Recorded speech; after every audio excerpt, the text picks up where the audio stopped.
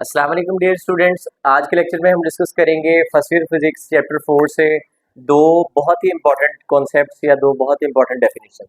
Dear students, first definition है conservative force, second one is non conservative force. Conservative force एक, जैसे नाम से ही जाहिर है कि एक ऐसी फोर्स जो जिसकी इनसाइड जो भी इफेक्ट्स आप ऑब्जर्व करेंगे वो सारे के सारे कांस्टेंट रहेंगे। जैसे हमने वर्क डन ट्रेस करना होता है कंजर्वेटिव फोर्स से और इस तरह नॉन कंजर्वेटिव फोर्स है। तो डियर स्टूडेंट्स, अगर हम कंजर्वेटिव फोर्स से इसकी बात करें तो ये एक ऐसी फोर्स होती है जिसकी वजह से जो हमारा किया गया वर्क डन है वो पाथ के ऊपर डिपेंड नहीं कर रहा होता, और इसी तरह जो वर्क डन होता है हमारा वो एक क्लोज पाथ में वो हमेशा जीरो के इक्वल होगा। थर्ड, हम इसमें देखेंगे कि जो work done by conservative force है इसमें जो सिस्टम की टोटल एनर्जी है that is the sum of kinetic energy plus potential energy, ये हमेशा कंजर्व रहेगी। इसकी कुछ एग्जांपल्स भी हैं और इसी तरह इसके कंपैरेटिवली हम देखेंगे नॉन कंजर्वेटिव फोर्स, और ये सारे के सारे जो इसके कॉन्सेप्ट्स हैं ये टोटली रिवर्स हैं as compared with conservative force. So dear students, देखिए इसकी जो मेन डेफिनेशन टाइप डेटा आपके सामने ये शो करवाया हुआ है कि work done by this force, यानी कि कंजर्वेटिव फोर्स एक ऐसी फोर्स है कि इसकी वजह से जो वर्क डन होता है इज इंडिपेंडेंट ऑफ पाथ, ये पाथ के ऊपर डिपेंड नहीं कर रहा होता। इसी तरह जो राउंड ट्रिप होगा यानी कि कंप्लीट क्लोज पाथ में जब आप देखेंगे ऐसी फोर्स की वजह से जो वर्क डन होगा ये हमेशा जीरो होगा। इसको आप एक एग्जांपल से भी देख सकते हैं कि लेट्स से एक बॉडी है और इसको ये हमने सर्टेन पोजीशन ए से लिफ्ट अप किया है और इसको हम ले गए हैं इस पाथ के ऊपर चलाते हुए हम एक सर्टेन पोजीशन बी तक ले जाते हैं। अब इस तरह ये हमने एक पाथ चूज कर लिया है, फिर इसी तरह हम इस बॉडी को यहाँ से कैरी ऑन करके लिफ्ट करके इस पॉइंट के ऊपर ले जाते हैं, यानी कि हम हॉरिजॉन्टली डिस्प्लेस करवाते हैं।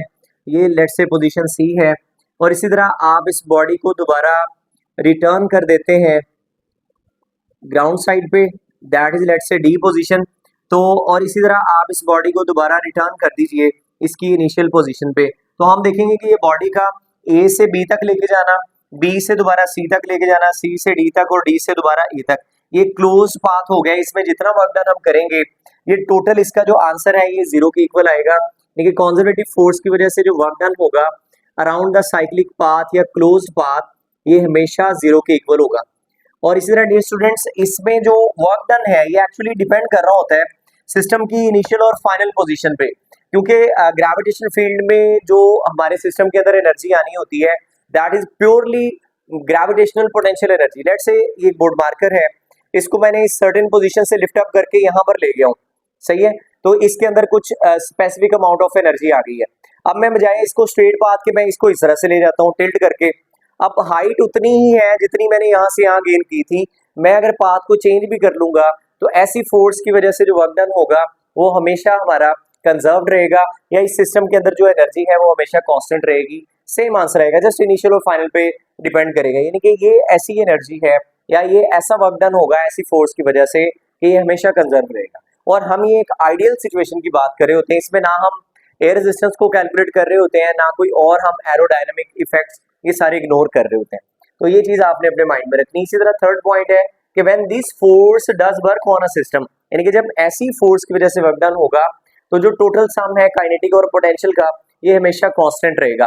हाँ, ये जरूर हो सकता है कि सिस्टम की जो पोटेंशियल एनर्जी है वो काइनेटिक में कन्वर्ट हो जाए या काइनेटिक हमारी पोटेंशियल में कन्वर्ट हो सकती है, but total amount of energy ये हमेशा कंजर्व रहेगी, उसका आंसर कांस्टेंट रहेगा। सो ये पॉइंट आपने यहाँ पर देख लें। इसकी कुछ एग्जांपल्स हैं स्टूडेंट्स, ये आपको एज शॉर्ट क्वेश्चन पूछा जा सकता है या इसमें से एमसीक्यू पूछे जा सकते हैं कि which one is the example of conservative force. So these are some examples of conservative force.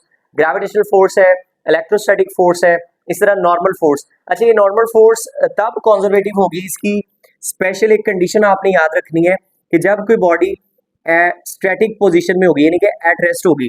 Let's say जैसे कार है और ये ग्राउंड के ऊपर मौजूद है, तो ये जितनी फोर्स डाउनवर्ड एग्जर्ट कर रही है that is the weight of the that car, इतनी ही फोर्स नॉर्मली इसके ऊपर एज रिएक्शन एक्ट कर रही होती है।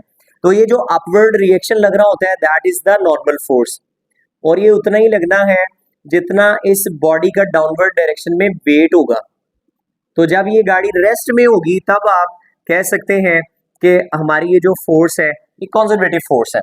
तो ये पॉइंट आपने अपने माइंड में रखना है। इसी तरह एक चीज और मैं आपको बता दूं कि जैसे हमने पाथ की बात की कि ये जो वर्क है ये पाथ के ऊपर बिल्कुल डिपेंड नहीं करता, हमने कहा इंडिपेंडेंट ऑफ पाथ। तो यहाँ से अगर आप बॉडी को इस तरह से लिफ्ट अप करके भी ले जाते तो फिर भी हमारी इनिशियल और फाइनल पोजीशन तो सेम है, तो हाइट सेम होने की वजह से फिर भी हमारा जो वर्क डन होता है ये कंजर्वेटिव ही रहता है, या ऐसी फोर्स की वजह से जो वर्क होगा ये हमेशा जीरो के इक्वल होगा या कंजर्वेटिव होगा, इसको आप यूं भी कह सकते हैं। नॉर्मल फोर्स है, इसी तरह force applied by the spring है। स्प्रिंग के अंदर जो फोर्स होती है, जैसे अगर आप एक हॉरिजॉन्टल टेबल है उसके ऊपर आपने एक स्प्रिंग टाई कर दी एक सपोर्ट के साथ, आप अगर उसको उसके साथ मैस बांध ले और खींच के छोड़े, आप जैसे जैसे खींचेंगे फोर्स आप इंक्रीज करते जाएंगे, डिस्प्लेसमेंट भी बढ़ेगा, और जैसे ही आप उसको रिलीज करेंगे due to elastic restoring force वो स्प्रिंग अपनी पोजीशन को रीगेन कर लेगा और फिर रुकेगा नहीं, इस तरह से कॉन्टिन्यूसली वाइब्रेट कर रहा होता है। तो ये कुछ एग्जाम्पल, इसमें हम फ्रिक्शनल इफेक्ट्स को बिल्कुल काउंट नहीं कर रहे, ये बात आपने माइंड में रखनी। इसी तरह इसके ऑपोजिटली अगर आप देखें तो नॉन कंजर्वेटिव फोर्स ऐसी फोर्स है जो डिपेंड करती है पाथ के ऊपर। अब पाथ के ऊपर किस तरह से डिपेंड करेगी डियर स्टूडेंट, जैसे अगर कोई बॉडी है, लेट्स से वही हम कार को इमेजिन कर लेते हैं कि एक कार है और ये जाहिर बात है जो रोड्स के ऊपर चल रही होती है वो रोड्स 100% फ्लैट तो नहीं होते, तो अगर हम गाड़ी को एक स्पेसिफिक स्पीड पे भगा लें, लेट्स से 40 की स्पीड है, हमने स्विच ऑफ कर दी है, अब वो गाड़ी विद रिस्पेक्ट टू टाइम आप देखेंगे कि उसकी जो स्पीड है ये डिक्रीज होना शुरू हो जाएगी। इसका मतलब है कि इनिशियली सिस्टम के अंदर जितनी एनर्जी होगी वो उतनी नहीं रही।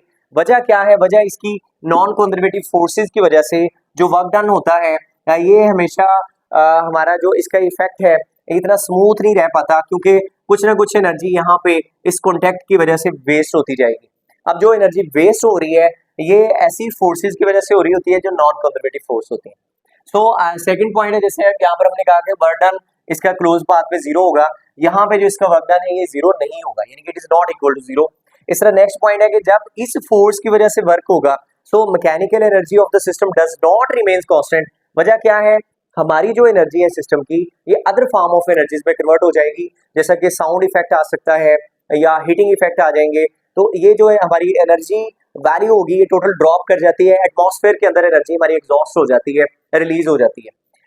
ये इसकी कुछ एग्जांपल्स आप देख लें, जैसे विस्कस फोर्स। विस्कस फोर्स ये होती है कि अगर आप किसी लिक्विड के अंदर से या किसी फ्लूइड कहते हैं, याद रखिए यहाँ पे मैं एक वर्ड यूज कर रहा हूँ फ्लूइड। फ्लूइड डियर स्टूडेंट्स बहने वाली चीज को कहते हैं। अब इसमें दो कैटेगरीज आ सकती हैं, या तो आप बात कर लें गैसेस की या हम बात कर लेते हैं लिक्विड्स की।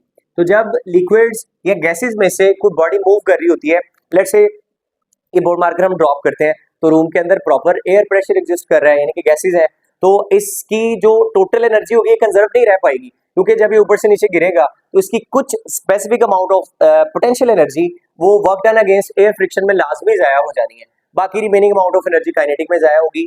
हम इस चैप्टर के लास्ट पे भी कुछ ऐसे नॉन आइडियल केसेस को डिस्कस करेंगे जिसमें हमारी energy of the system conserve नहीं रह पाएगी, कुछ एनर्जी लाजमी वेस्ट होगी।